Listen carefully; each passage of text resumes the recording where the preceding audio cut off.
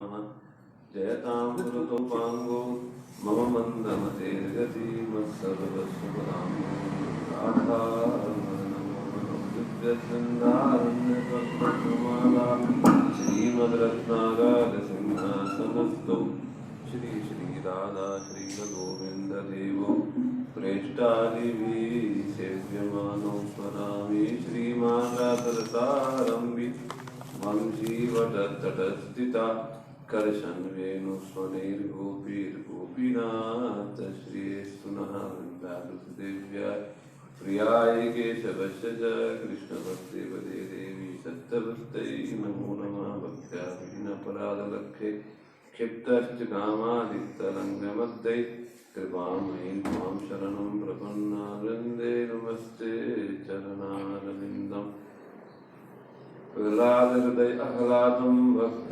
अविद्यविदारणं शरदिन्दुरुचिं वन्दे वारीन्द्रं वदनं हरिम् इतो नरसिंह परतो नरसिंह यतो यतो यामि ततो नरसिंह बहिर्नरसिंह हृदये नरसिंह नरसिंहमादिं शरणं प्रपद्ये। हाँ सब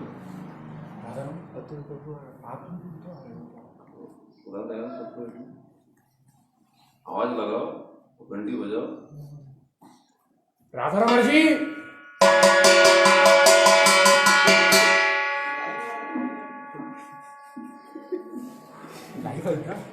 कोई बात नहीं।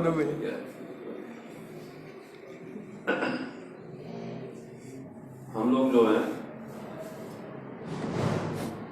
गुरु श्री राधा गोविंद देव सच्चिदानंद गौरहरि के अनुगत्य में हम लोग भागवत महापुराण से श्री प्रहलाद महाराज जी का जो ये दिव्य चरित्र है, उनकी शिक्षा है, इसको हम लोग अनुशीलन कर रहे हैं, सुन भी रहे हैं, समझने का प्रयास भी कर रहे हैं और धीरे धीरे समझ के इसको हम अपने जीवन में पालन करने का हम चेष्टा भी करेंगे। हमने श्रवण किया वासुदेवे भगवती यस्य नैसर्गिकी रति। प्रहलाद महाराज जी के गुणों में सबसे मुख्य प्रधान गुण क्या है? नैसर्गिकी रति। हमारे साधन भजन, हमारे मेहनत क्या उद्देश्य क्या होना चाहिए? हमको एक चीज को समझना।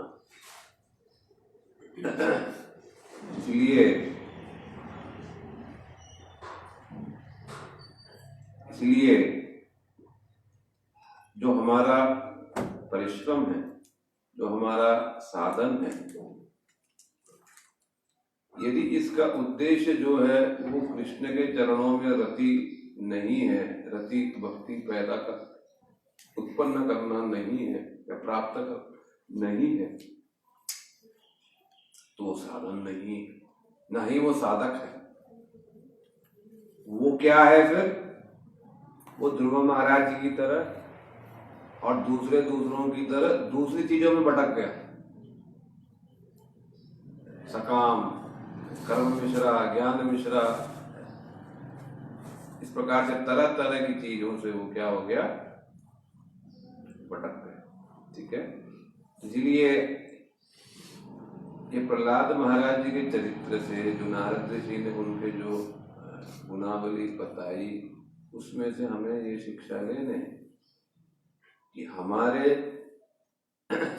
संप्रदाय में चैतन्य महाप्रभु ने, रूप गोस्वामी पाद जी ने स्पष्ट तरीके से बताया है कि हमारे श्रवण कीर्तन स्मरण रूपी जो साधन भक्ति है, इसका मूल लक्ष्य क्या है कि तन मन वचन भावना सब कृष्ण की तरफ 24 घंटा धावित हो, प्रवाहित हो। जैसे कपिल भगवान ने कहा, जैसी गंगा की गति निरंतर समुद्र की तरफ धावित है, ठीक वैसे ही हमारी जो चित्त वृत्ति है, जो हमारी फीलिंग्स है, वो निरंतर क्या है, कृष्ण की प्रसन्नता के लिए, कृष्ण की सेवोन्मुखता के लिए की तरफ जाए। यदि ये रति प्राप्त करना हमारा लक्ष्य नहीं है, फिर हम क्या कर रहे हैं?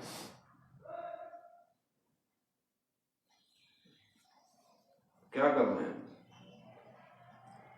यही हमको सीखना है। श्री प्रहलाद महाराज जी के चरित्र से हमको यही चीज सीखना है। गुरुदेव का यही मूल एक शिक्षा रही है। हमारी हर क्रिया का मूल उद्देश्य केवल और केवल शुद्ध भक्ति और ये रति भक्ति ही हमारा लक्ष्य, रागमयी भक्ति, यही हमारा लक्ष्य।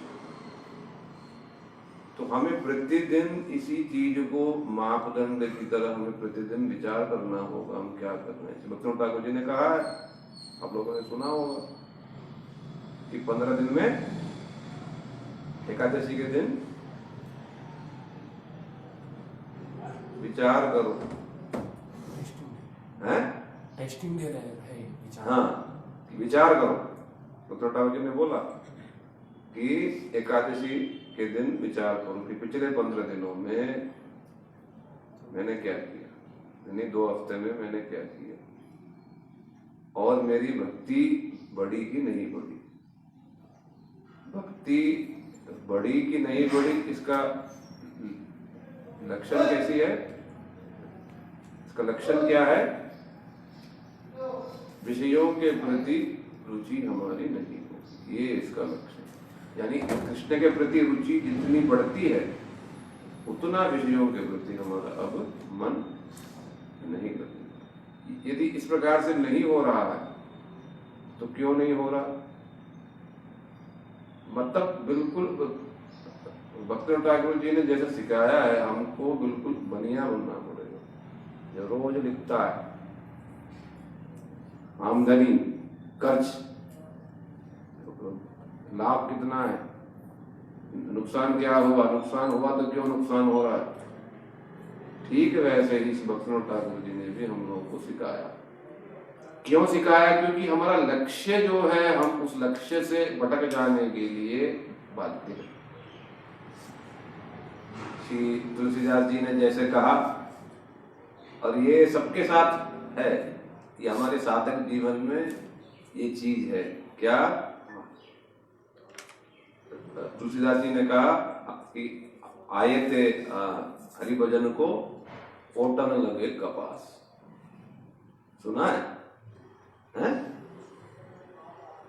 तुलसीदास जी ने कहा कि भजन करने को तो आए थे, किंतु भजन कहाँ रह गया पता ही नहीं। कपास माने रुई, वो टन लगे माने वही फालतू चीजों में। रुई जो बिल्कुल, हाँ, बिल्कुल हल्की चीज है, बस वो टन माने उसको संग्रह करने में लगते, यानी फालतू चीजों में दिमाग लगाते। और हमको लग रहा नाम खूब हो रहा, भक्ति खूब हो रही, नहीं हो रहा। इसलिए हम लोग ये प्रहलाद महाराज जी की शिक्षाओं को सुन रहे हैं, ताकि हमें समझ आए कि पहले तो समझ आए भक्ति क्या है, तब तो हम उस भक्ति के लिए हम करेंगे प्रयास। प्रहलाद महाराज जी के जो रति भक्ति की जो लक्षण है, कितना सुंदर श्री नारद ऋषि ने बताया। भाव, अनुभाव, विभाव, संचारी और सात्विक भाव, सारे के सारे जो है कैसे कैसे श्री प्रहलाद महाराज जी में देखे जाते हैं। सबके बीच में है, फिर भी संसार से कोई लेना देना नहीं। कब ऐसी दशा कब आएगी? भक्ति ठाकुर जी ने कीर्तन किया ना, कबे हवे बोलो से नामा अपराधे रुचि शुद्ध नामे रुचि कृपा बोले होवे हृदय संचार। ऐसी भावना पूर्ण चीज है। ऐसी भावना कहां से आएगा? यदि हम उसके लिए प्रयास नहीं किया, यदि हम उसके लिए समय नहीं दिया, हम 10 चीजों में यदि बह गए, बस बह गए, ओटन लगे कपास, फिर कपास जैसी चीजों में ही संग्रह करने में ही लग गए। तो इसलिए प्रहलाद महाराज जी के इस जीवन से हमें शिक्षा लेनी है। तो युधिष्ठिर महाराज जी ने जब पूछा कि ये तो बड़ी विचित्र बात है कि पिताजी स्वयं पुत्र को इस प्रकार से मारने को प्रयास करेंगे, ये तो बड़ी मतलब विचित्र चीज है, कभी ऐसे तो सुना नहीं जाता, तो जरूर इसमें कुछ बात है, तो आप कृपा करके मुझे बतलाए। तब नारद ऋषि बड़े प्रसन्न हुए और पिताजी के द्वारा शासन करने के कारण बताने लगे। क्या है, 5 साल का बालक, बड़ा सुंदर सजा धजा करके माँ जो है पिताजी के पास भेजा। पिताजी ने क्या किया, शुक्राचार्य जी जो दैत्यों के असुरों के जो कुल गुरु हैं, वो थोड़ा व्यस्त थे, इसीलिए उनके जो पुत्र हैं षंड और अमर्क, ये दोनों को उन्होंने बुलाया कि आओ, और कहा कि मेरे पुत्र को तुम दोनों पढ़ाओ। तो इस प्रकार से पास में ही था, तो गुरुकुल में उन्होंने भेज दिया। ठीक है, ये तो पाठशाला जैसी है,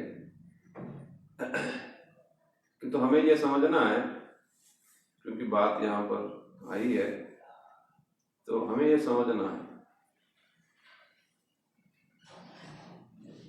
कि पहले जो सिस्टम जो था कि उपनयन संस्कार हुआ, ब्राह्मण क्षत्रिय वैश्य सबको, फिर वो गुरुकुल में गए, गुरु की सेवा की। ये महाभारत में भी है, प्रारंभ में आत्मविद्या सीखने के लिए गए।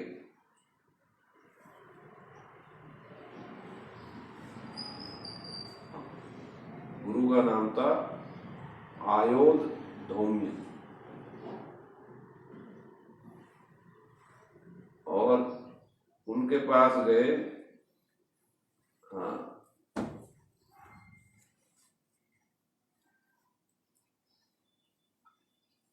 उनके पास गए आरुणि सबसे पहले। तो गुरु ने कहा बहुत अच्छी बात है,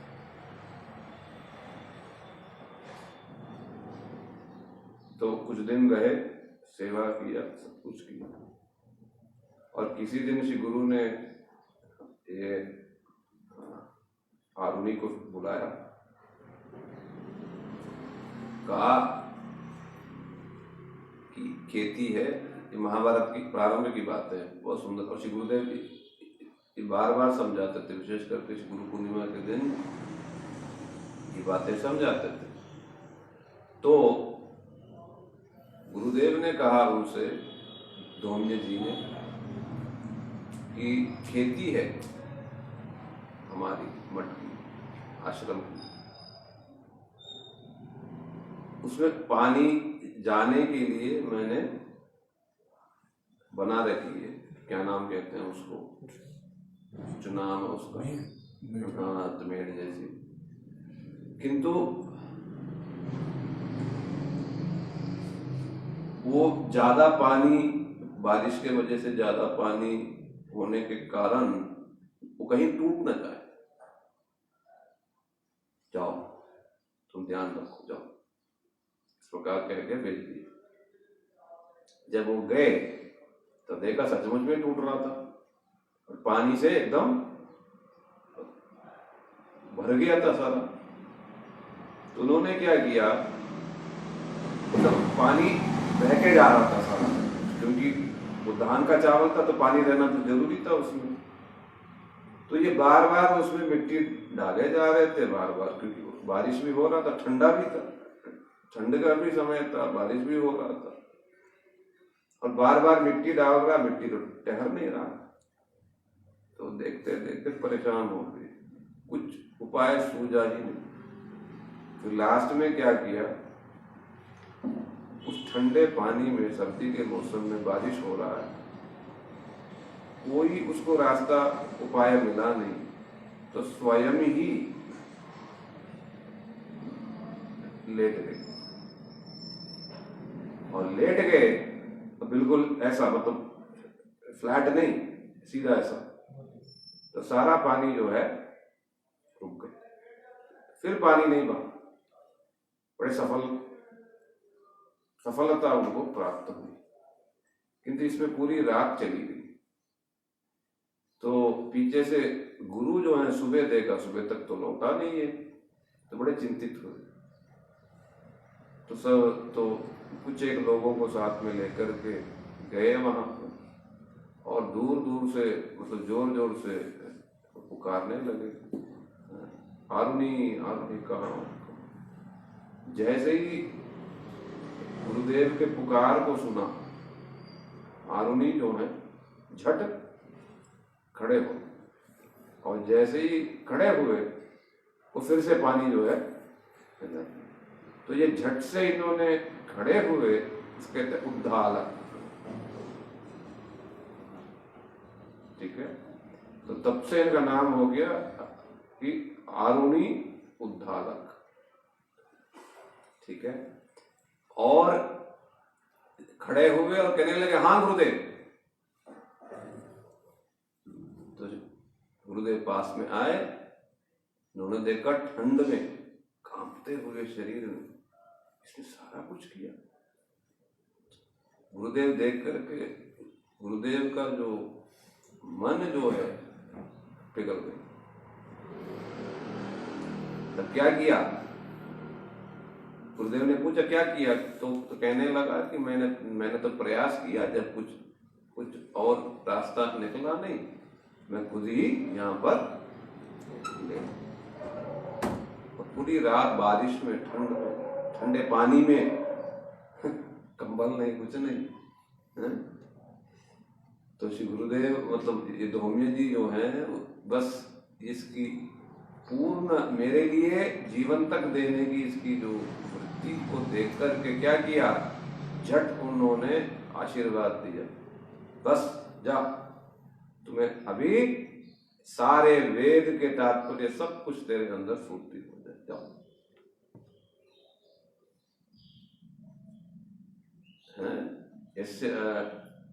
यस्य देवे परा भक्ति, हाँ, तस्यैते कथितायर्थ प्रकाशन्ते महात्मनः।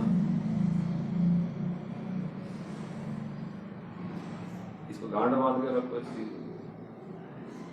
बुद्धि बल से केवल घमंड है, ऐसी कृपा सिद्ध रीति से हमको यदि प्राप्त होता है, फिर उसमें घमंड नहीं आएगा, उसमें दीनता आएगी। क्यों? क्योंकि वो समझेगा कि योग्यता विचारे किचु नहीं पाए तुम्हारा करुणा न हुई कंदिया खाना रखी। अर्थात मेरी कोई औकात ही नहीं, ये तो आपका दिया हुआ चीज है, कृतज्ञता रहेगी उसमें, तब वो घमंड नहीं आएगा। घमंड कब आएगा? स्वचेष्टा से, अपनी चेष्टा से हम कुछ करने जाते हैं तो घमंड सब चीजों में आएगा। रसोई बनाओगे तो घमंड हो जाएगा, पूजा करोगे तो घमंड हो जाएगा, थोड़ा सा गा लिया तो घमंड हो जाएगा, हर चीज में ही फिर घमंड आ जाएगा। मैं कुछ हूं, मेरे बिना तो चलता ही नहीं कोई चीज, अरे बस।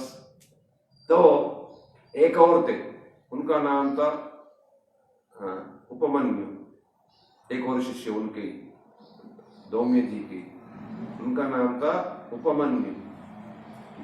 ये भी आत्मविद्या सीखने के लिए ये भी आए। तो गुरुदेव ने कहा बहुत अच्छी बात, ने कहा ठीक है, तुम पहले गायों की सेवा करो जाओ। तो पहले ये पद्धति था। गायों की सेवा क्यों? अच्छा, ये सेवा ही क्यों है? मठ में ये जो सेवा है, सेवा ही क्यों सेवा है? हमारे अंदर जो कामनाएं हैं उन कामनाओं को शांत करा के निष्काम कर्मयोग जिसे हम कहते हैं, जो गीता में हम लोग पढ़ते हैं, ये सेवा क्या प्रारंभिक अवस्था में ये निष्काम कर्मयोग ही, वो सेवा भावना जगाने के लिए थी। फिर दूसरी बात क्या है, गायों की जैसी या मटकी जैसी हम करते हैं सेवा, तो धीरे धीरे कामना तो मिटेगा ही, और साथ साथ क्या होगा, ये तमोगुण रजोगुण ये सब गुणों का जो प्रभाव है ये सब शांत हो जाएगा, तब सत्वगुण प्रकाशित होगा, तब शास्त्र समझ आएगा, उसके पहले नहीं आ सकता समझ। इसलिए पहले भी ये विधान था कि गायों की सेवा करो, क्योंकि गाय जो है सर्व देवता का निवास है और सत्व गुण के प्रधान है, तो जो गायों की सेवा करेगा वो भी धीरे धीरे क्या है, सत्व गुण में, तब जाकर के वेदों की बातों को सुनने की एक क्वालिफिकेशन मिलती, नहीं तो वो क्वालिफिकेशन नहीं होता। वो पढ़ाते जाते नींद आ रहा, कोई रुचि नहीं, कुछ नहीं, समझ नहीं आ रहा, क्या पढ़ाओगे क्या फिर उसके बाद। तो इसलिए पहले ये सिस्टम था कि जाओ गायों की सेवा।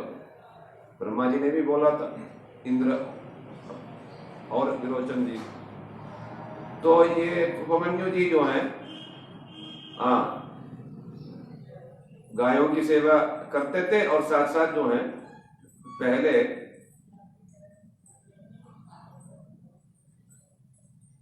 मतलब ये प्रसंग है, बड़ा ध्यान से सुनना, इसमें वो शिक्षा की बात है। गायों की सेवा में लगे रहते थे और जैसे ही गायों की सेवा से निवृत्त हुए तो वो भिक्षा करने चले गए, और जो भी खाने पीना जो भी भिक्षा में मिला खा लेते। गुरुदेव ने कहा, मैं तो तुम्हें कुछ खाने को देता नहीं हूं, मोटा कैसे होता जा रहा है। मैं कहा, गुरुदेव मैं भिक्षा में जाता हूं, जो चीज मिलता है अच्छा बुरा सब खा लेता। गुरुदेव ने कहा, खबरदार, मुझे पूछे बिना क्यों खाता है, जो भी तुम्हें भिक्षा में मिलेगा सब मुझे दे दे, ठीक है। तो भिक्षा में जाता, जो भी मिलता गुरुदेव को देते, किंतु गुरुदेव जो है जानबूझ के उसको कुछ कहते ही नहीं कि अच्छा ठीक है तुम खाओ, तुम लोग खाने को देते ही नहीं, और ना ही कहते कुछ ले लो कुछ करो। तो इसको बेचारा भूख लगता है। फिर इसने क्या किया,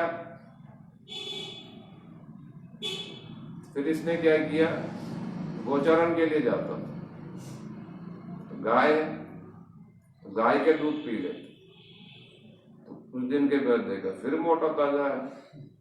गुरुदेव ने फिर बुलाया, भाई मैं तो तेरी भिक्षा को ले लेता हूँ, तुम खुद भिक्षा करने मतलब जो जाते हो सब मुझे दे देते हो, फिर इतना मोटा ताजा कहाँ से हो रही, मैं तो तुम्हें खाने को दे नहीं रहा हूँ, इतना मोटा ताजा कहाँ से हो रही। तुमने कहा, गुरुदेव मैं गायों को ले जाता हूँ, जो दूध है गायों के उसी को मैं पी लेता हूँ। खबरदार, ये तो मटकी सेवा में लगे, कटाकुटी की सेवा में, तुमको नहीं पीना है। ठीक है गुरु, किंतु क्या खाना है ये बताया नहीं, ठीक है, जानबूझ के। इसे कहते हैं परीक्षा। कह के परीक्षा नहीं होता है, बिना कहे हो रही है, मतलब बिना कहे हो रही है परीक्षा। तो जब देखा कि भाई भिक्षा भी नहीं, ये भी नहीं, गाय के दूध भी नहीं, खाएगा क्या। फिर देखा जो गायों के बछड़े हैं, बछड़ों के मुंह में दूध पीने के बाद फेन होते हैं, तो वो फेन को ही वो पान करने लगते। तो फिर देखा मोटा ताजा। गुरुदेव ने पूछा, ना भिक्षा करने जाते हो सब दे देते हो, मतलब जो भी भिक्षा मिला सब दे देते हो, गाय के दूध भी नहीं पीते हो, फिर भी मोटा ताजा क्यों।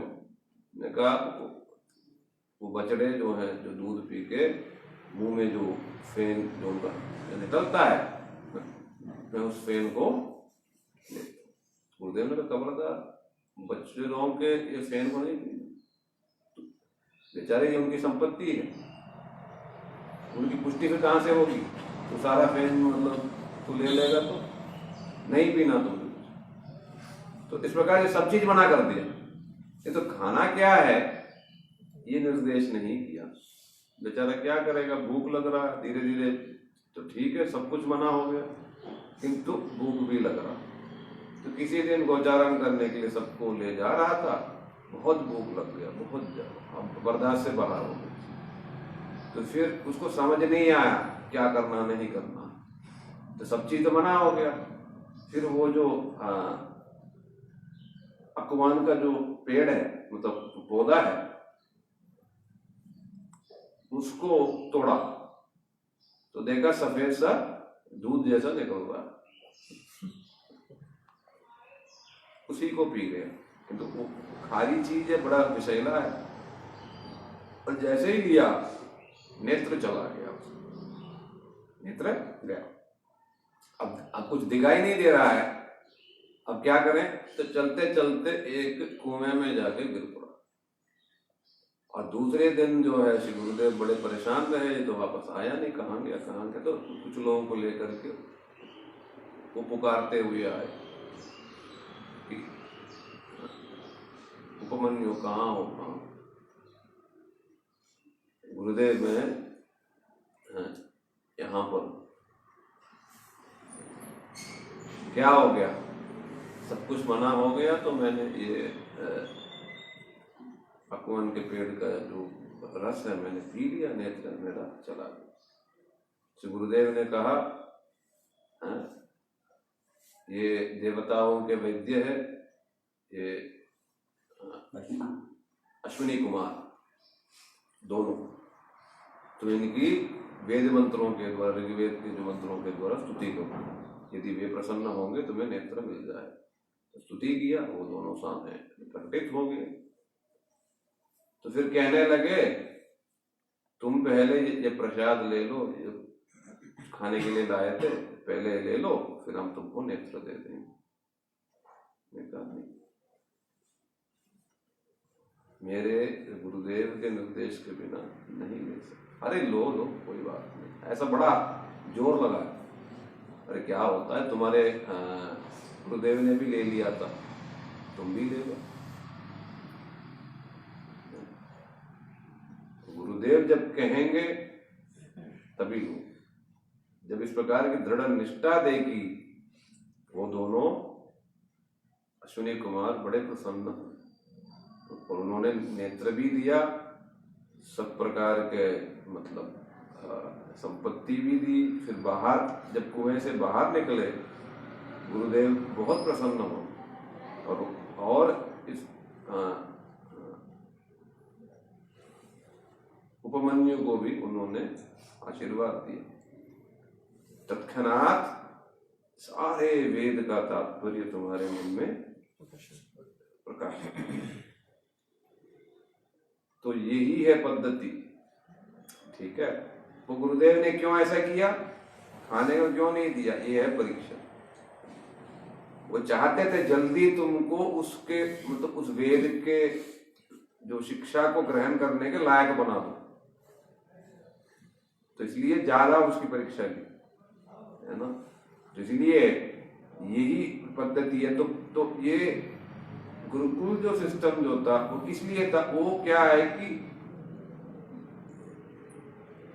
एक बच्चा जाएगा, गुरु की सेवा करेगा, पढ़ाई तो धीरे धीरे होगा, कि तो मुख्य रूप से क्या शिक्षा है, मुख्य रूप से क्या है कि इस मन की वृत्ति को गुरु के शासन निर्देश अनुसार चलाना, ट्रेनिंग देना। वर्तमान में क्या है, मन कंट्रोल से बाहर, किसी को मानना नहीं, किसी की सुननी नहीं, किसी की मतलब कहना मान, बस मैं मेरा मेरे हिसाब से चीजें होंगी, मेरा मन ही मेरा मालिक है, बस। यही हमारी दुर्दशा का मतलब कारण। और जो हम देखते हैं ना लोगों में संस्कार है नहीं है, क्यों नहीं है संस्कार, और वर्तमान में क्यों नहीं है संस्कार, संस्कार नहीं होने के पीछे यही वजह। पहले शुरू से गुरुकुल सिस्टम में क्या ट्रेनिंग होता था। तो भगवान कृष्ण ने भी ट्रेनिंग की, लकड़ी लाने के लिए गए। जब इस प्रकार से नहीं होगी तब सेवोन्मुखता कहाँ से आएगा, तब किसी की बात मानने की वृत्ति कहाँ से आएगी, या सहन करने की शक्ति कहाँ से आ जाएगी।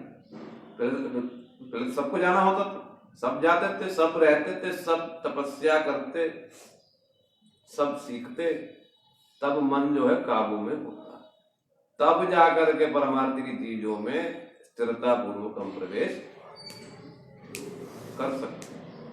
आजकल स्कूल सिस्टम में क्या है, सब चौपट है, स्वतंत्र है, जो मर्जी करो, जो मर्जी खाओ, उठो, जब मर्जी सो, जब मर्जी उठो, जब मर्जी करो वाला सब किताब है। इसलिए हमारी दुर्दशा, मन काबू में रहता ही नहीं, हमेशा रजोगुण तमोगुण में बस खेल रहे हैं सारी। इसलिए प्रहलाद महाराज जी को भी इन्होंने भेजा है। तो वहां जाकर के प्रहलाद महाराज जी ने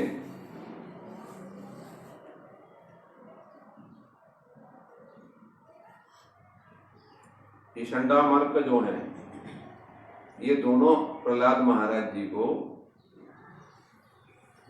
नया कोविदम, तरह तरह के राजनीति, कूटनीति, तरह तरह की नीतियां सिखाई। अच्छा, प्रहलाद महाराज जी ने क्या किया, पढ़ा। देखो, ये भी एक शिक्षणीय बात है, व्यवहार जिसे कहते हैं व्यवहार। कैसी लौकिक व्यवहार, महापुरुष ने जो कहा, अंतरे करो निष्ठा, बाह्य लोक का व्यवहार, दिखावा नहीं, दिखावा नहीं, भीतर से फल पकना चाहिए। बाहर से केमिकल डाल के पका दोगे और भीतर से कच्चा है, इसमें कोई प्रयोजन नहीं, लाभ नहीं, न स्वाद है। तो इसलिए प्रहलाद महाराज जी को पढ़ाया जा रहा था, राजनीति, कूटनीति, सब कुछ जो शरीर से संबंधित है। और प्रहलाद महाराज जी ने सब कुछ पढ़ा, किंतु न साधु मनसा मेने स्वपरासत ग्रहाश्रयम, न साधु मनसा मेने, अर्थात मन से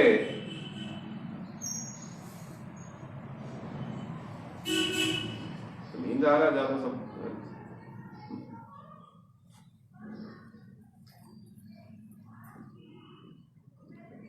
ठीक है। नींद आ रहा तो कोई बात नहीं, खड़े हो जाओ, 2-4 मिनट फिर ठीक हो जाता सारा। तो प्रहलाद महाराज जी ने सब कुछ पढ़ा, किंतु स्वीकार कुछ नहीं किया। न साधु मनसा मैंने, मन से उन बातों को उचित नहीं समझा। हम लोगों को भी इसी प्रकार व्यवहार करनी चाहिए। संसार में है, घर में है, सब प्रकार की चीज और सब प्रकार के लोगों से कई बार मिलना हो जाता है। तो मिलने जुलने पर भी मन ही मन क्या विचार किया, न साधु, अर्थात ये विचार ठीक है। किंतु यदि हम किसी को सुधारने जाकर के हम यदि उसके विचार को हमने यदि ग्रहण कर लिया, फिर तो क्या होगा, वो व्यक्ति तो भले ठीक हो जाए, किंतु हम बिगड़ सकते। ये बड़ी सूक्ष्म बात है, सटल चीजें, बड़ा साइकोलॉजिकल चीज है, हमको समझ नहीं आएगा। मानो एक नास्तिक व्यक्ति, हमने सोचा इसको हम समझा के ना उससे हम इसको बना दें, और 2-4 बात मैंने सुनाया और उसने 10 बार सुनाया, हमको लगा मैंने काटा, क्योंकि हम इतना स्ट्रांग नहीं है अभी। मानो मेरी बातों से भले वो सुधर गया, किंतु उसकी जो बातें जो हैं वो मन में नहीं घूमेगा, जरूर घूमता। 6-6 महीना तक उसके जो विचार है वो मन में घूमते रहे। उन विचारों को काटते काटते ही हमारा समय निकल जाए। और यदि हम स्ट्रांग नहीं रहे, नाम के द्वारा ज्यादा नाम करके स्ट्रांग नहीं रहे, कहीं ना कहीं मन में साइकोलॉजिकली वो उसकी जो बातें जो हैं कहीं ना कहीं बैठ जाए। ये बड़ा बहुत खतरनाक चीज है जो हमको समझ में नहीं आएगा कहाँ से हो गया, कैसे हो गया। इसलिए प्रहलाद महाराज जी ने सिखाया है, मानो यदि हमको वैसा मिलना भी हुआ, किंतु मन ही मन क्या संकल्प लेना नहीं, इसके विचार ठीक नहीं, मुझे इसका विचारों को स्पर्श करना ही नहीं, तभी हम इस चीज से पार हो सकते, नहीं तो नहीं। इसलिए प्रहलाद महाराज जी स्कूल भी गए, पढ़ा भी, और जो स्कूल क्या कहते हैं परीक्षा है, एग्जाम है, सब चीज जैसा वो चल रहा था मतलब चलाते। ये नहीं कि हम नहीं पढ़ते स्कूल वूल, हम भक्त हो गए, हम नहीं जाते, सब चीज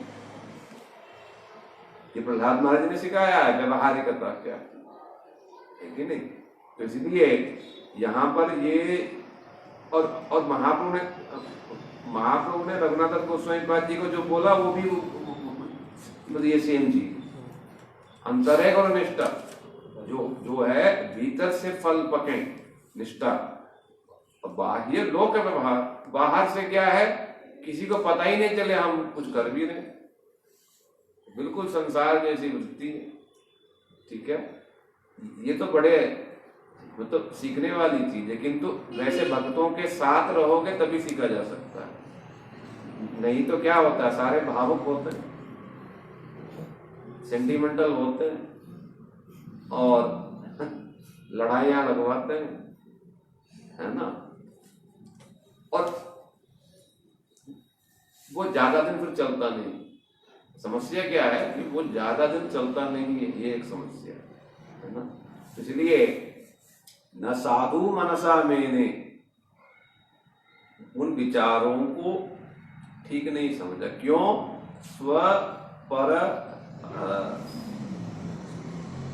स्वपरासत ग्रहाश्रय, क्यों नहीं स्वीकार किया? क्योंकि इसमें देहात्म बुद्धि है। क्या है?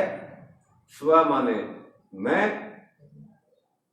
या अपना, और पर माने पराया।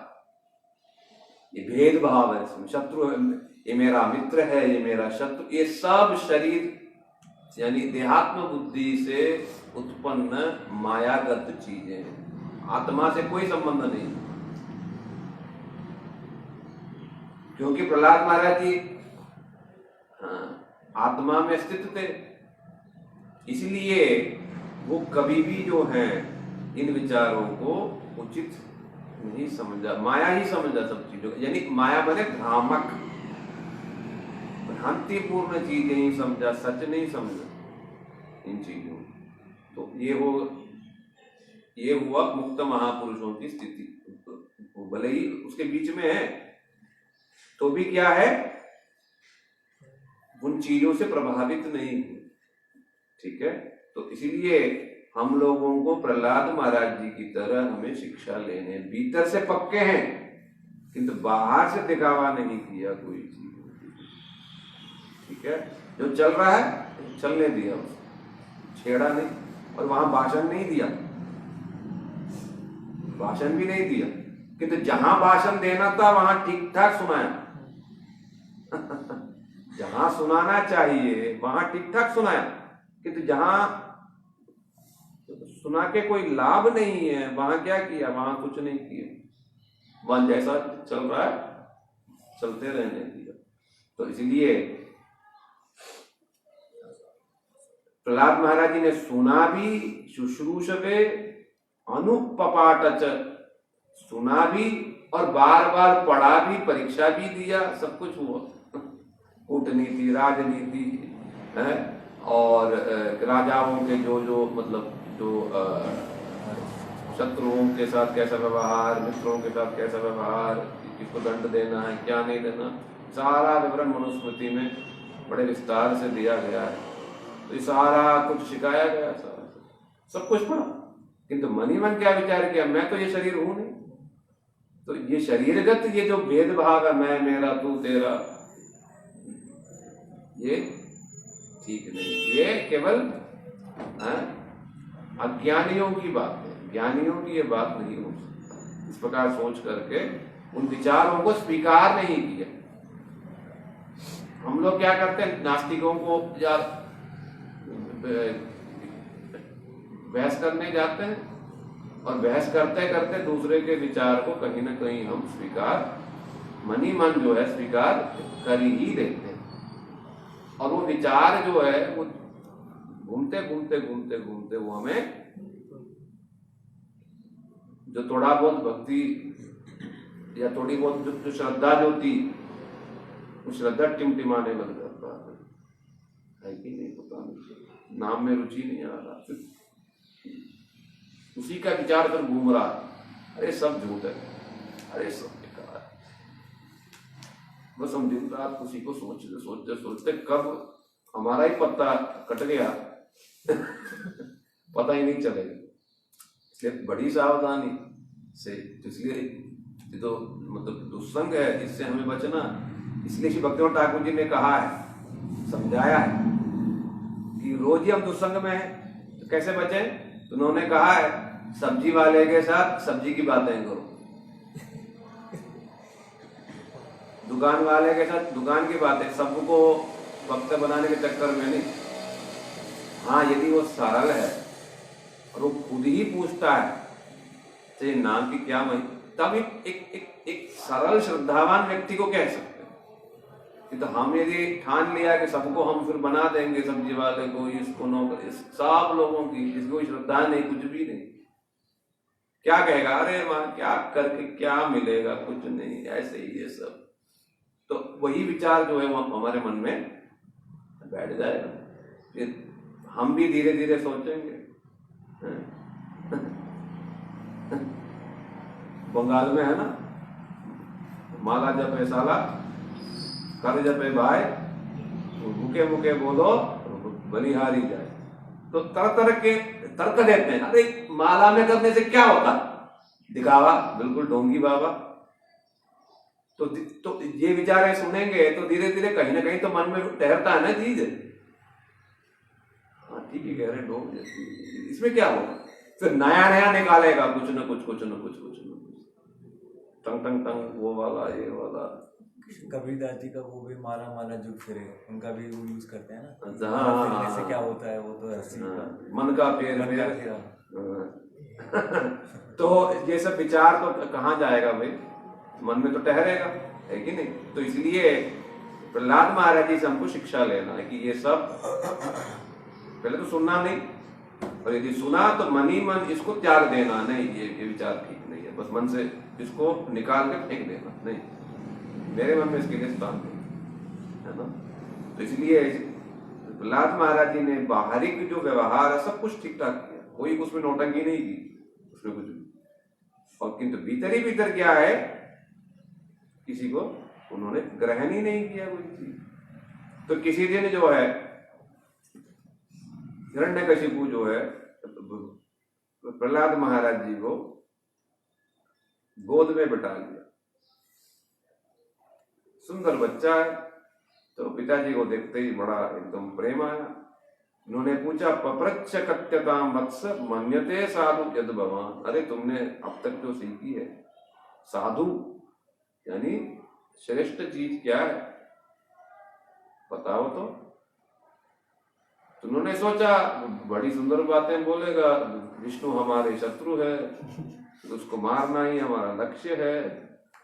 किंतु क्या कहा इन्होंने, ये श्लोक याद करने वाला श्लोक है, ठीक है। श्री प्रहलाद वाच, तत्साधु मन्ये असुरवर्य देहिनाम सदा समुद्रिग्न धियाम असद्ग्रहात् हित्वात्मपातं गृहमन्दगूपं वनं गतो यत् हरिमाश्रयेत। श्री प्रहलाद महाराज जी ने कहा कि तत्साधु मन्ये, मैं उसी चीज को ही साधु या श्रेष्ठ मानता हूं। क्या? हाँ, फिर संबोधन क्या किया? पिताजी नहीं कहा पिताजी नहीं कहा, असूर्य वर्य, असुर श्रेष्ठ। असुरों में श्रेष्ठ। किंतु पिताजी को लगा ये तो मेरी तारीफ कर रहा, किंतु ये एक प्रकार से क्या है ये है निंदा स्तुति, यानी स्तुति यानी प्रशंसा जैसी लगती है, किंतु है निंदा की ये आपकी बुद्धि नहीं है कि आप ये समझ पाए कि वास्तव में जीवन का मंगल क्या है।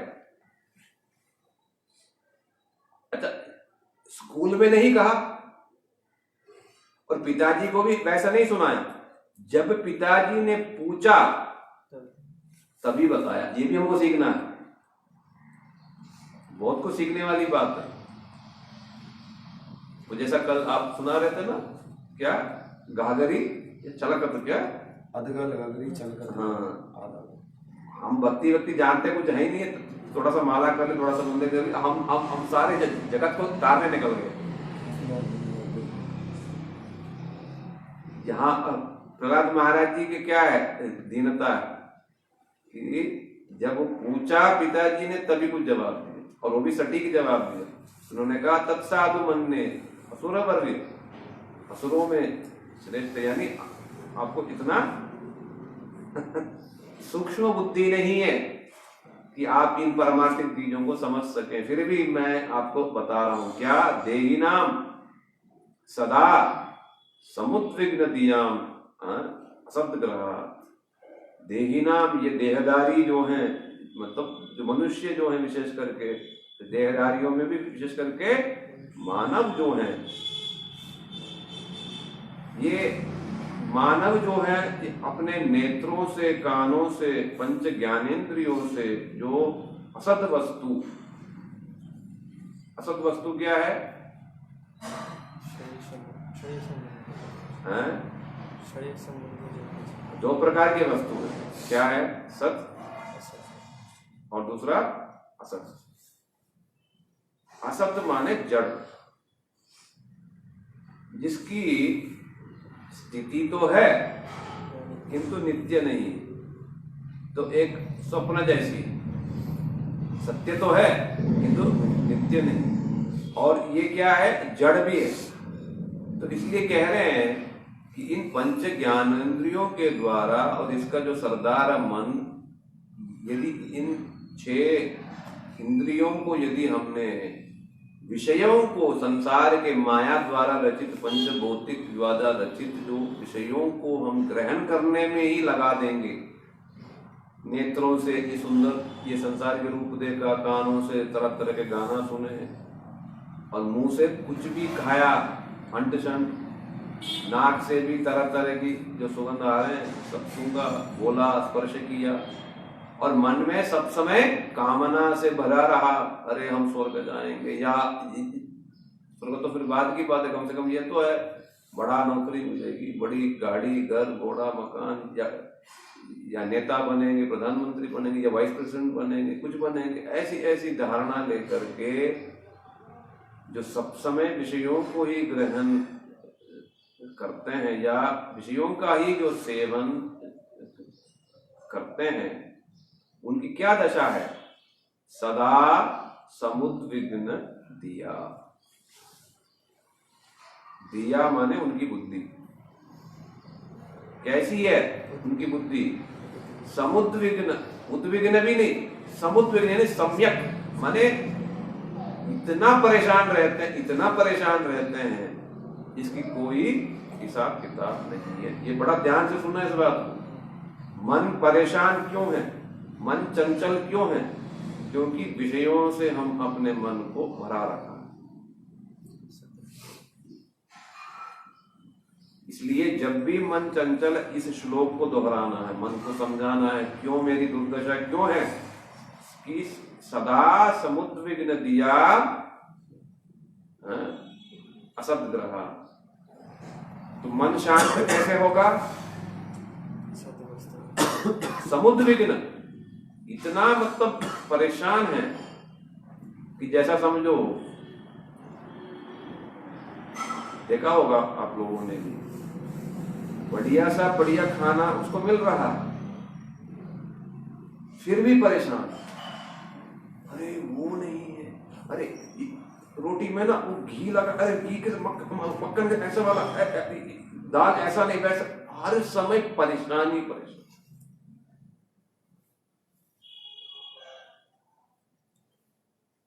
इसी को कहते हैं समुद्र विधि। थोड़ा सा धन मिला, संतुष्टि, और चाहिए और चाहिए और चाहिए, झूठ बोल के चाहिए, बेईमान करके चाहिए, खत्म ही नहीं होते।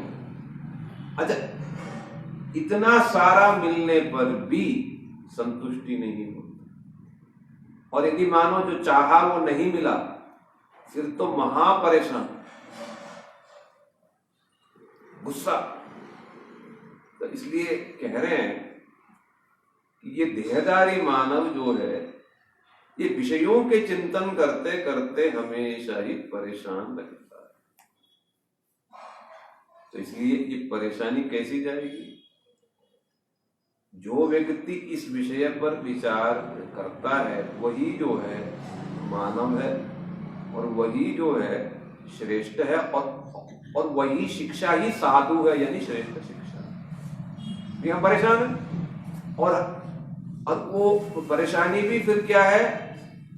3 प्रकार की है, आदिदैविक, आदिभौतिक और अध्यात्मिक। दूसरों से परेशानी, खुद से ही परेशानी, और बचा कुचा जो भी है वो कभी बिजली चली गई, कभी सर्दी हो गई, कभी बारिश हो गई, कभी कुछ भूकंप हो गया, कुछ हो गया कुछ हो गया।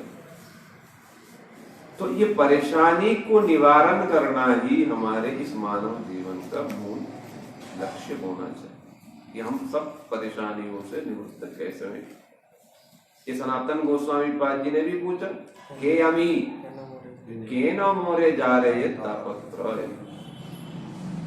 समझ आ रहा क्या कनेक्शन है? ये है दोनों के बीच में कनेक्शन। तो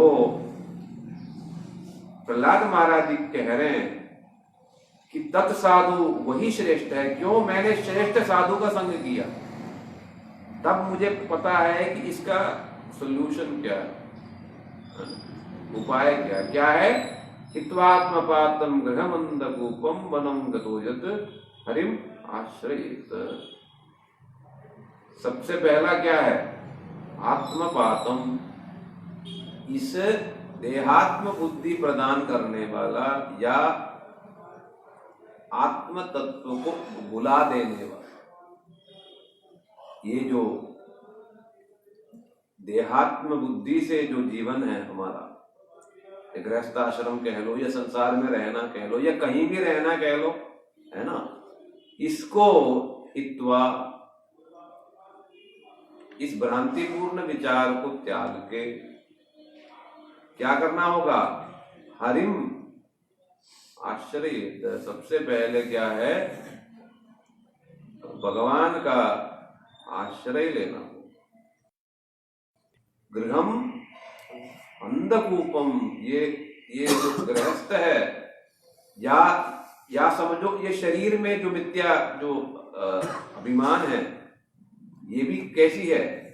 अंधे कुआं जैसी। कैसी कुआं? गुरुदेव समझाते हैं,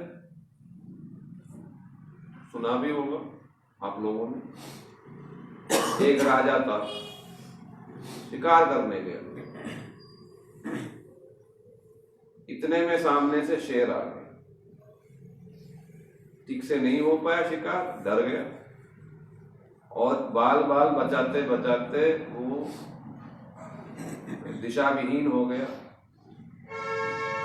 फिर भटक जाने से भूख भी हो गई, कुछ समझ नहीं आया, तो चलते चलते पैर उसका फिसलने से कुएं में जाकर के, बहुत गहरी कुआं, उसमें जाके जब गिरने लगा तो प्राण को बचाने के लिए वहीं साइड से एक पेड़ निकला हुआ था, तो उस पेड़ के एक डाली को उन्होंने पकड़ लिया। ऊपर की तरफ देखा, शेर मंडरा रहा, वो बार बार घूम घूम के नीचे की तरफ देख रहा।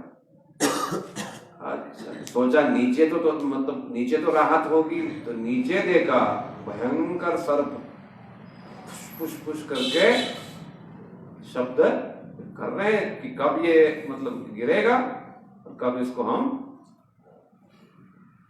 ये तो डर गया, अरे भैया ऊपर भी ये हालत है, नीचे भी ये हालत है। तो सोचा चलो इस डाली को ही हम पकड़ करके शांति से बैठेंगे। तो वहां भी देखा 2 चूहा, एक काला और एक सफेद, उस पेड़ के उस डाली को काटा जा रहा, काट रहा। अब बस कभी भी कटा, नीचे गिरा तो भी गया, और यदि मानो प्राण बचा के ऊपर गया तो भी गया।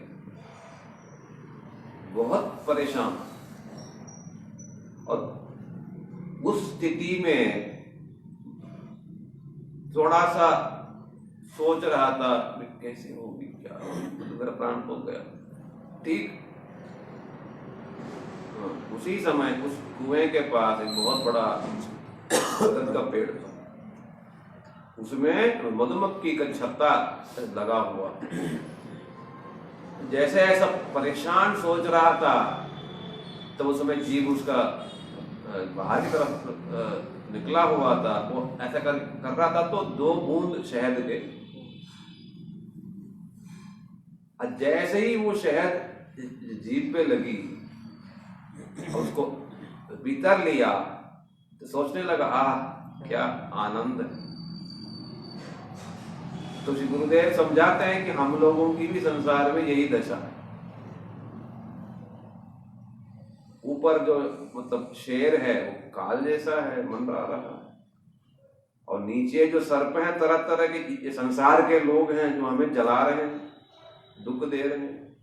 और वो जो पेड़ की जो डाली है वो हमारे जीवन आयु है।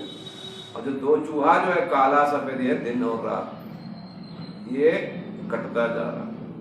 फिर भी हम बर्थडे मनाते हैं, हमें ये नहीं पता है कि 35 मतलब 60 साल के जीवन में 35 साल चला गया, ये नहीं पता हमें। और हमारे पास अब मुश्किल से 30 साल भी नहीं, वो तो उनका दुख का दिन है, तो हम उसको खुशी में मना रहे हैं कि मैं 35 का हो गया, मैं 40 का हो गया। हमारे जीवन आयु घटता जा रहा। तो चूहे जो है जो दिन रात स्वरूप, वो पेड़ रूपी मतलब जीवन आयु को क्या कर रहा है, काटता जा रहा है। और वो बीच में जो थोड़ा सा जो सुख है, यानी सब तरफ से दुख ही दुख है। तो सुख क्या है, वो जो 2 बूंद शहद का, सिर कब टपकेगा कुछ पता नहीं, बस वो टपक गया, क्या आनंद।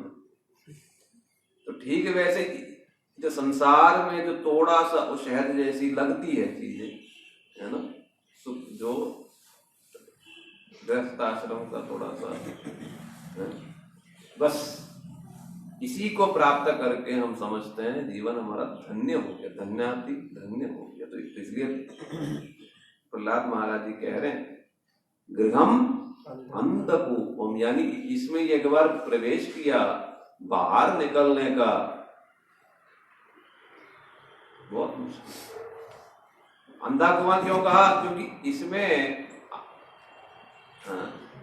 आत्म वृत्ति को जगाने की बहुत कम चांसेस है। ये नहीं कि बिल्कुल नहीं है, किंतु यदि भक्तों ठाकुर जी जैसे जीवन यापन किया तो संभव, नहीं तो संभव नहीं।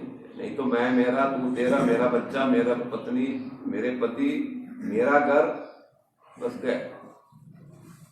तो इसलिए इसको कहते हैं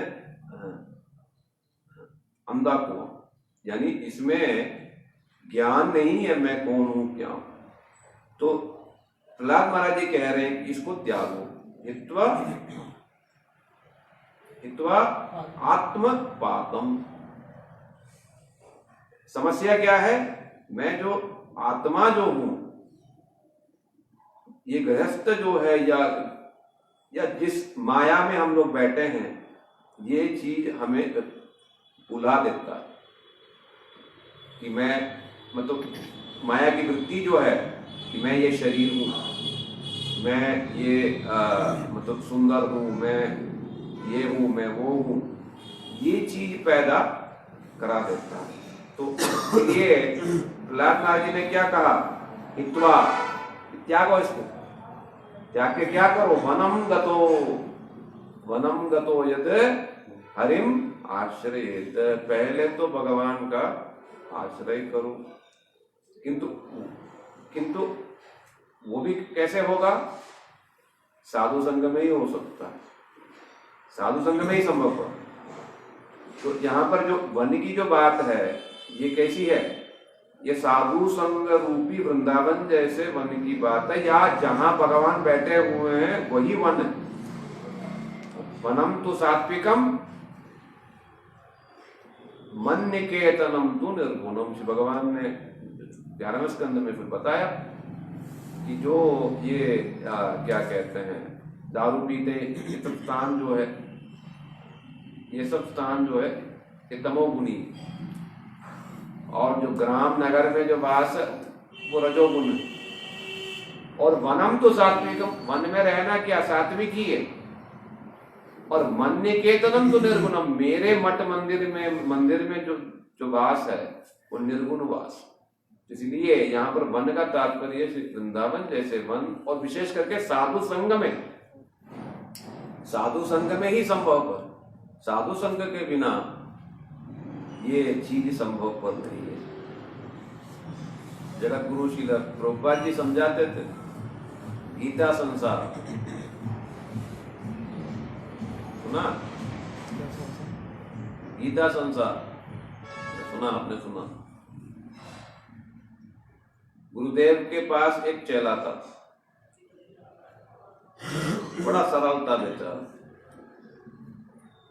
गुरुदेव ने उसको गीता सिखाया, फिर चेले से कहा तुम यहां पर रहो, मैं तीर्थ यात्रा में जा रहा हूं और तुम गीता पढ़ो। ठीक है गुरु। तीर्थ यात्रा में निकल गए, और ये बेचारा गीता पढ़ना चाह रहा था, किंतु जहां वो गीता का पन्ना जहां पर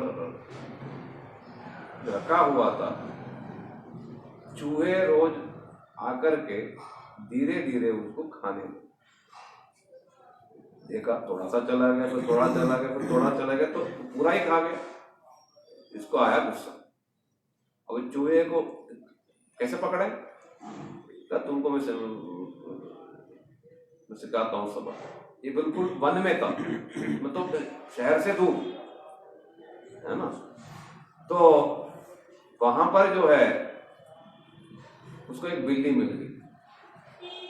देखा, बहुत अच्छा, बिल्ली को रखूंगा और सारे चूहे जो हैं भाग जाए।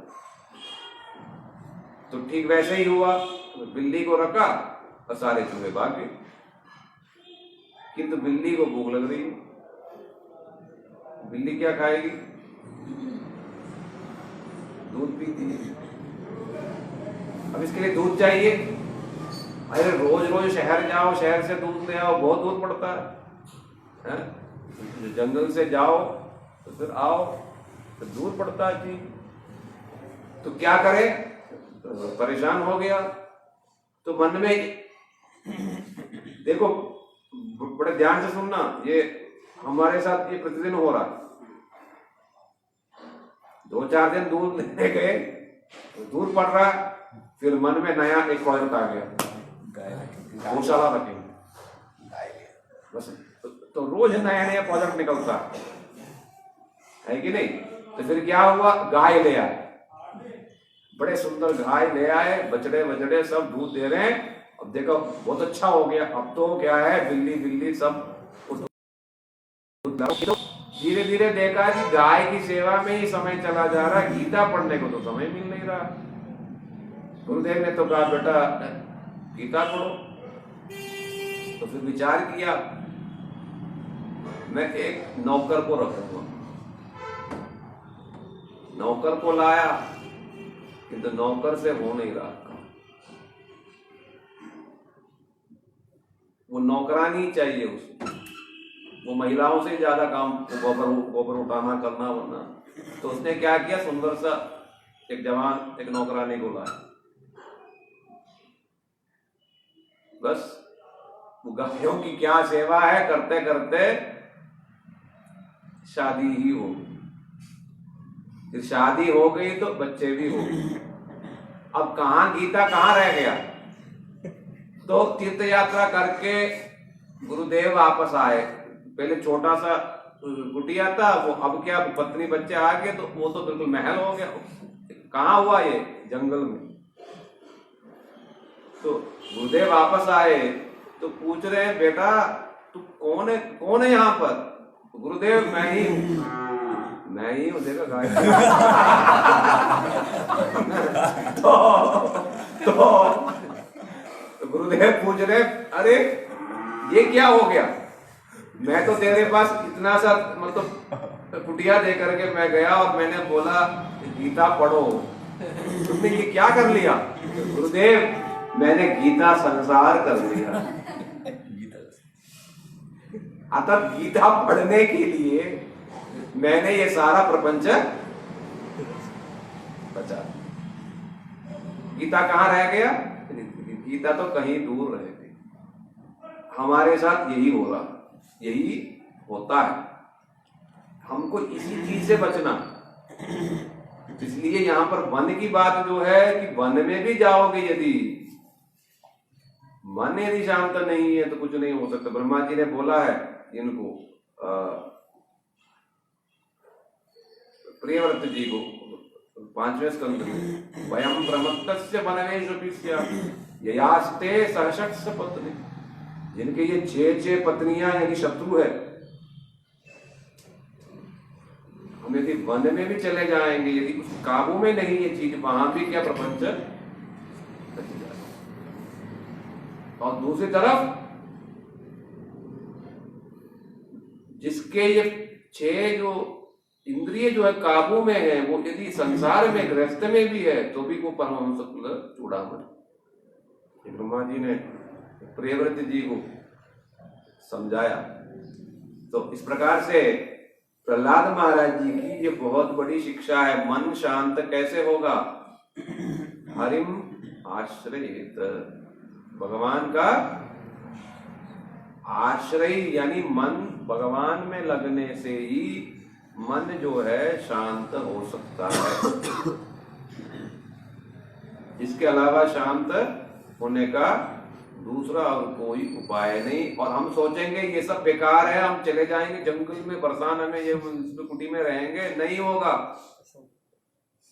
साधु संग में ही हो सकता है। हमारा कान पकड़ पकड़ के वो हमें यदि डांटेंगे तभी सुधर सकते हैं, नहीं तो ये गुरुकुलवास इसलिए है क्योंकि गुरु हमें डांटता है। तभी तो ट्रेनिंग होती है। बिल्कुल मिलिट्री ट्रेनिंग जैसा जब तक नहीं होगा, जवान क्या बात मानेगा कोई। यही होता था पहले गुरुकुल में, ट्रेनिंग करके भेजते थे, पूरा जीवन मन जो है काबू में रहता था, तब शांत होते थे। अब क्या, बेचैनी नहीं है, सब कुछ हो जाए, 10 पत्नी भी मिल जाए तो भी शांति नहीं। तो इस प्रकार से प्रहलाद महाराज जी ने बोला है कि तत्साधु मन्ये, मैं यही श्रेष्ठ समझता हूं। क्या है, विषय को छोड़ो, भोग वासनाओं को छोड़ो और साधु संग में जाकर के मन को कृष्ण में लगाओ, समर्पित हो जाओ। सब समय देहात्म बुद्धि में, विषयों के चिंतन में मत पड़े रहो। यही हमारे कष्ट का कारण है, यही हमारे कष्ट का, नहीं तो कोई कष्ट है ही नहीं, ना कोई परेशानी है, ना कोई दुख है, ना कुछ भी नहीं है। क्योंकि हम सब समय यही सोचते हैं, मैं ये शरीर हूं, मेरा ये है, पता नहीं कल क्या होगा, परसों क्या होगा, कौन पूछेगा, कौन नहीं करेगा। बस हम दिन रात परेशान रहते। तो इसलिए क्या है, यहाँ पर वन का क्या तात्पर्य है, मठ मंदिर, जहां पर मन निकेतनम तू निर्गुणम। श्री भगवान ने बोला मेरा जो निवास स्थान जो है वो निर्गुणात्मक है। तो वन जो है वो केवल सात्विक है ना। इसलिए यहाँ पर वन का तात्पर्य वृंदावन जैसा वन, यहाँ साधुओं का समागम। यदि वृंदावन में जाकर के भी यदि साधु संग नहीं है, वो वृंदावन वास नहीं, वो तो मायावासी। जो ज्यादातर लोग रहने तो जाते हैं किंतु मन उनका साथ नहीं देता, मन अभी तक संसार में ही है, समय लगता है। मन को वृंदावन पहुंचाने में जन्म लग जाता है, जन्म जन्मांतर का प्रयास है। इसलिए इस प्रहलाद महाराज जी ने ये बिल्कुल सटीक जवाब दिया। पिताजी के लिए कहा, क्या तुम श्रेष्ठ मतलब शिक्षा प्राप्त किया कि यदि सुख चाहिए, शांति चाहिए तो क्या करो, ये देहात्म बुद्धि को छोड़ो और मन को साधु संग में कृष्ण के चरणों में लगाओ, बस बिल्कुल शांत। जब तक विषयों को ग्रहण करते रहोगे समुद्विग्न, इस बात को हमेशा मन में ठहराना है। और मन जब भी कुछ जाएगा उसको समझाना है बार बार कि देखो मेरे दुख का कारण क्या है, मैंने विषयों को ग्रहण किया, यही वजह है मुझे दुख मिल रहा। समुद्विग्न नदियाम असत ग्रह, असत वस्तु को मैंने समझ लिया कि सत्य है, मिथ्या वस्तुओं को मैंने समझ लिया कि यही सत्य है, सत्य है, इसलिए मेरा दुख है। मैंने समझा कि मेरी पत्नी, मेरे बच्चे, मेरे जो घर वाले हमेशा रहेंगे, तो देखा चलेंगे, फिर मन तो दुखी होगा ही ना। हमने सोचा मैंने व्यापार किया या धन कमाया सब समय रहेगा, वो बैंक की दिवाला हो गया, सारा पैसा गया, चिट फंड में डाला, सारा चला गया। तो इस प्रकार से ये समुद्विग्न जो है, हम हमेशा परेशान रहने के लिए बाध्य हैं। जब तक विषय को मन में लोगे, ग्रहण करोगे, हम परेशान रहने के लिए बाध्य हैं, ठीक है। और जब कृष्ण को यदि मन में साधु संग के द्वारा, कथा के द्वारा हम यदि भीतर लाएंगे, प्रयास करेंगे, तभी सुख है, तभी शांति है, तभी आनंद की प्राप्ति है। उसके बाद कोई भी परेशानी नहीं। इस प्रकार से जब सुना बेटे से ही परपक्ष समाहित, अपने शत्रु की बातें ऐसे गुस्से में एकदम, पहली बार तो वे नाराज नहीं हुए, पहली बार तो वे थोड़ा सा मुस्कुरा दिए और सोचा ये तो अभी बच्चा है, इसकी बुद्धि को किसी ने बिगाड़ दिया। तो फिर दोनों को बोला, चंडामार्ग को, कि ध्यान रखना इस पर, और कोई वहां आ न सके, कोई इसको बिगाड़ न सके। पूछो इससे कौन आता है और कौन तुम्हें सिखाता है। चंडामर्क जी ने सुन लिया और दोनों को ले गए, क्योंकि राजपुत्र है। बड़े मीठे मीठे शब्दों से प्रहलाद जी को पहले मनाया और फिर धीरे धीरे उनसे पूछा, साम वेद,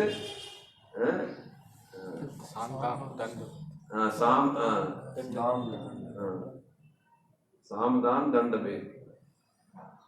तो ये साम नीति से जो है प्रहलाद जी को पहले उन्होंने बड़े मीठे मीठे शब्दों से, बेटा सच सच बोलना, सत्यम कथय, सच बोलना, झूठ मत बोलना।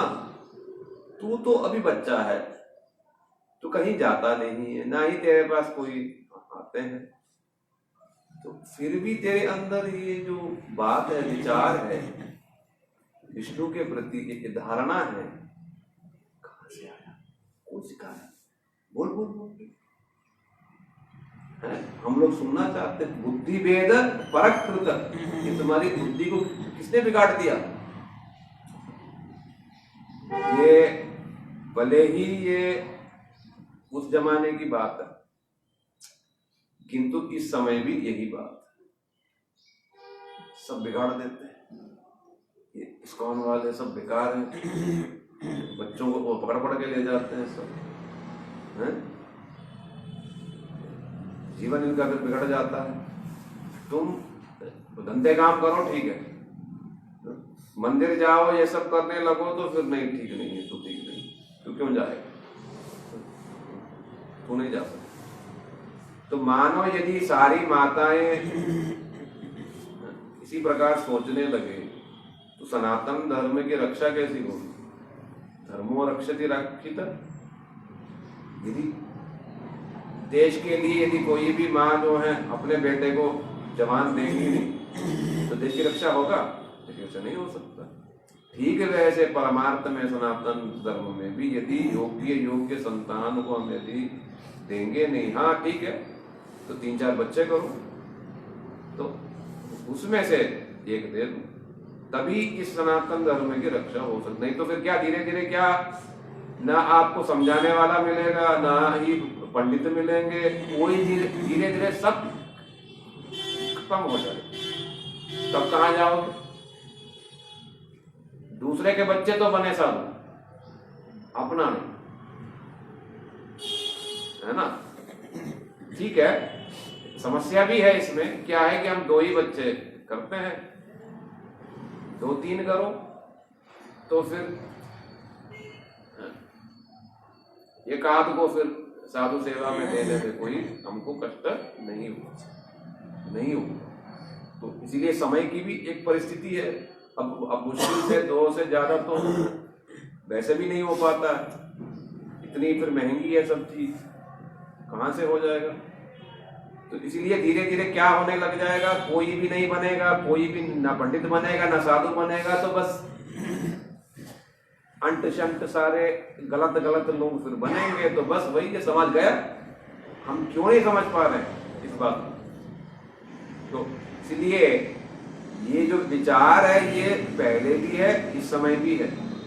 तुम्हारे बुद्धि को ये लोग बिगाड़ देते हैं। अरे जीवन तो खाने पीने के लिए, माता पिता कहते हैं, और स्वयं साधु के पास जाएंगे, किंतु जो अपना जो बच्चा जो है वो साधु नहीं होता।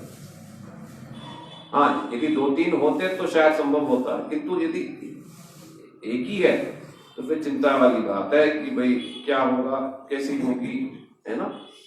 फिर तो ये जो चंडामार्क जी जो है, ये भी प्रहलाद महाराज जी को कहा तुम्हारी बुद्धि को बिगाड़ा कौन? स्वयं ही बिगड़ गया या किसी ने तुमको बिगाड़ा?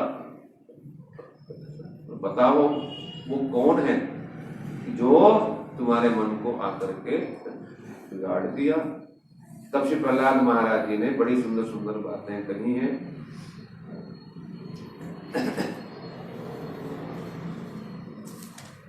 श्री प्रहलाद महाराज जी जो हैं सीधा जवाब नहीं दिया। देखो कैसी बुद्धि है, देखो 5 साल के बच्चा है, किंतु क्योंकि भगवान के चरणों में समर्पित है, भगवान बुद्धि देते, ददामि बुद्धि योगम तम ये नमाम उपयांति। भगवान बुद्धि देते, ये नहीं कि बिल्कुल मतलब भोला राम है। हाँ, गुरुदेव नारद ऋषि से हमने सीखा था नाम कभी लिया नहीं इन्होंने, कभी नाम नहीं लिया। ये होती है मतलब ये नहीं कि उनको कुछ पता ही नहीं है, सब पता है। वो भगवान भीतर से प्रेरणा देते हैं, सब कुछ समर्पित हैं। तो क्या किया उन्होंने? सबसे पहले तो भगवान की माया शक्ति को उन्होंने प्रणाम किया।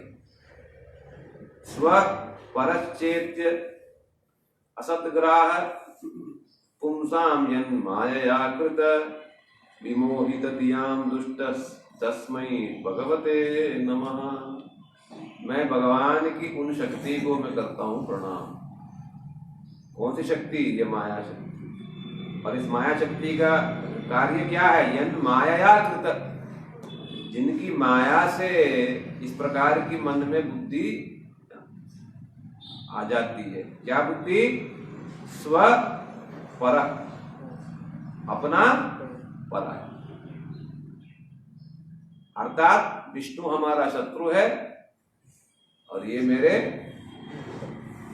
सह संबंधी। ये जो भेदभाव है अपना पराया, इस प्रकार का असत ग्राह यानी असत बुद्धि, मिथ्या बुद्धि, ये मिथ्या। देखो तत्व विचार से देखा जाए, ये जड़ वस्तु भी सत्य है, हम जीवात्मा भी सत्य हैं, किंतु हमारा इसके साथ जो संबंध है वो मिथ्या है। जैसा ये शरीर जो है सत्य है, पंचभौतिक देह से बना हुआ, और मैं जो जीवात्मा जो चेतन हूं मैं भी सत्य हूं, किंतु मेरा इस शरीर के साथ जो संबंध है, क्या संबंध है?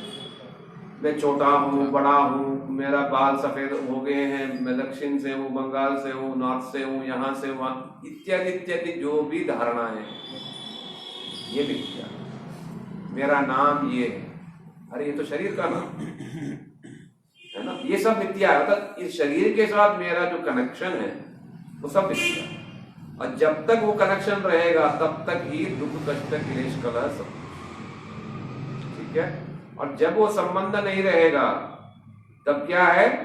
तभी हमें परम शांति की प्राप्ति, कृष्ण भक्ति की तभी प्राप्ति है।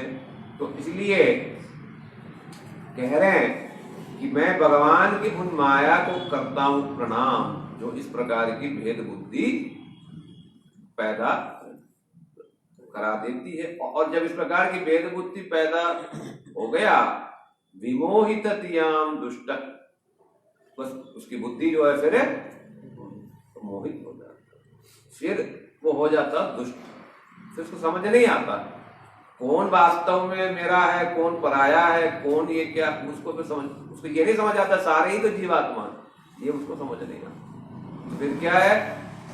हिंदू जो है मुसलमान को काटता है, तो मुसलमान जो है हिंदू को काटता है, ये स्वामी महाराज जी ने भी बोला। और ये सोचता मैंने इसको मार दिया, वो सोचता मैंने इसको मार दिया, बस सब हो गया खत्म। तो विमोहित दियाम दुष्टस, ये केवल भगवत शक्ति माया के द्वारा ये सब हो रहा है, ठीक है। तो जब श्री गुरु ने इस प्रकार से प्रहलाद जी से पूछा, तो व्यंग्य के रूप में प्रहलाद जी जो है भगवान की माया को प्रणाम किया, वाह प्रभु आपकी कैसी माया है, और इनकी कैसी मतलब बुद्धि है, इनको लग रहा है कि आप शत्रु हो, और इनको लोग मतलब जो अपने ही जो लोग हैं इनको लग रहा है ये मेरे, बस ये आपकी कैसी माया है।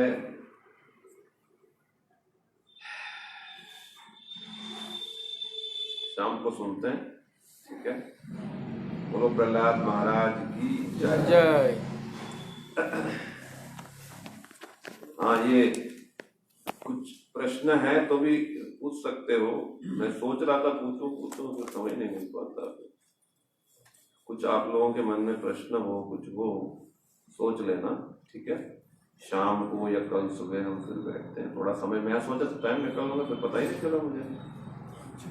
प्रश्न ये है कि जैसे अगर प्रहलाद महाराज उनके पुत्र नहीं होते तब भी उनकी इतनी महिमा होती, क्योंकि अगर हम कुछ चीज़ देखते हैं तो जब चीज़ कुछ बुराई होती है तो जब अच्छी चीज़ प्रकाशित होती है तो उसकी महिमा ज़्यादा देखी जाती है। जैसे मायावाद है, तो मायावाद का अगर खंडन गौड़ी संप्रदाय करता है तो फिर गौड़ी संप्रदाय की महत्वता ज़्यादा होती है। तो फिर यहाँ पर जो बुरी चीज़ है उसका होना भी तो आवश्यक है ही। हाँ, वो तो रहेंगे ही। मतलब जहाँ पर अंधकार है वहाँ प्रकाश की महिमा है ना।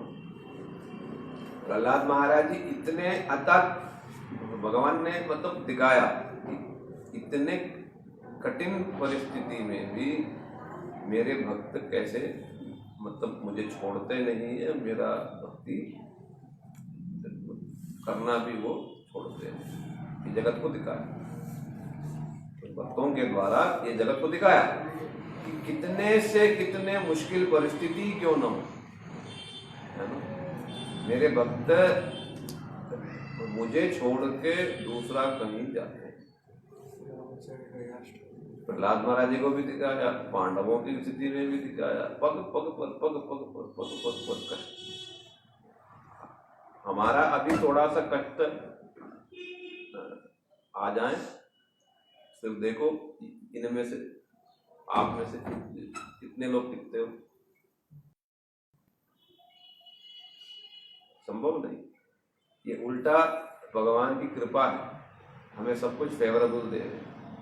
शरीर भी फेवरेबल है, खाना पीना भी फेवरेबल है, यहाँ सुख सुविधा भी ठीक ठाक है, तो हम रह पा रहे हैं, नहीं तो कहाँ से रहेंगे। इसलिए भगवान हमारे बारे में जानते हैं, इसलिए वो हमारी परीक्षा नहीं है, जिसके लायक है नहीं है ना। किंतु प्रहलाद महाराज जी को जैसा सोने को तपाया जाता है ना, ठीक वैसे जगत को दिखा रहे हैं मेरे भक्त कैसे हैं, है ना। और ये सब कष्ट जो है ये प्रारब्धवश नहीं है, ये भगवत प्रेरित है जगत को दिखाने के लिए, और विशेष करके प्रहलाद जी की महिमा को जगत में प्रकाशित करने के लिए सब चीजें, है ना। प्रहलाद महाराज की चरित्र जो है बहुत ही श्रेष्ठ उच्च कोटि का, साधारण जगत के लोग ये सब विचार जो है, और विशेष करके इस वर्तमान समय में संभव ही नहीं। तो कथा तो सब जानते हैं, टीवी में आ जाता है, यहाँ आ जाते हैं, किंतु जो शिक्षाएं हैं, जो उनकी बातें हैं, वो कोई नहीं जानता, वो कोई बोलता भी नहीं। कड़वी कड़वी चीजें हैं, कौन ऐसा बोलेगा पिताजी घर छोड़ो, है तो दिन रात मतलब भोगों में लगे हुए हो, इसलिए तो परेशान हो, तो घर छोड़ो और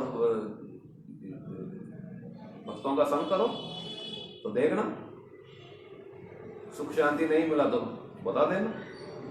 ये तो तात्पर्य पहले वाले श्लोक का, है ना।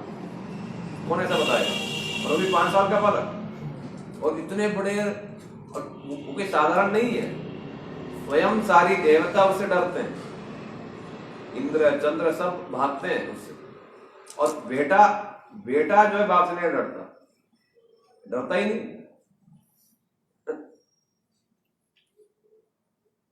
बाद में सुनेंगे हम, यही बात को तो हिरण्यकशिपु जो है पचा नहीं पाया, सारे लोग डरते हैं, मेरे बेटा ही मुझसे नहीं डरता ही नहीं। आजकल की स्थिति भी माता पिता की यही होगी कि जो हमें डोमिनेंस था, हाँ। डोमिनेंस से बाहर जाते हैं जब हाँ। उनके जो संतान, तो उसके प्रति फिर क्या हो जाते हैं कि वो वर्चस्व स्थापित नहीं कर पाते, तो इसलिए हिरण्यकशिपु के प्रति क्या आजकल बहुत कॉमन है, माता पिता बहुत कॉमन। तो इसलिए हमको सीखना है ये सब चीजें कि देखो दोनों ही बातें हैं, माता पिता को सम्मान देना भी चाहिए, वो भी बात ठीक है। दूसरी बात जो अपनी जो चीजें हैं उसको रखना भी हमें आना चाहिए। धीरे धीरे गुरुदेव ठाकुर जी हमको शक्ति देंगे, बल देंगे, प्रेम से सेवा के द्वारा उनको समझा सकते नहीं मेरी रुचि नहीं है। तो सारी समस्या कहाँ पड़ी तो नहीं है।